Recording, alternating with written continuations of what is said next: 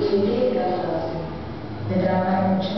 Yo desde que llegué no paro de trabajar, madrugar, todos los días, todos los días por ahí, para allá para acá. Desde que llegué no he parado de trabajar.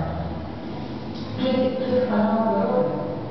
No, yo tengo un trabajo medio tiempo fijo. Trabajo de 8 a 1:30 de mediodía y a partir de las 2 trabajo y el otro trabajo los días libres. O sea que tengo un trabajo fijo todo el mes y tengo fijo un trabajo todos los días diferente, todos los días. ¿Y trabajo Por horas y trabajo limpieza.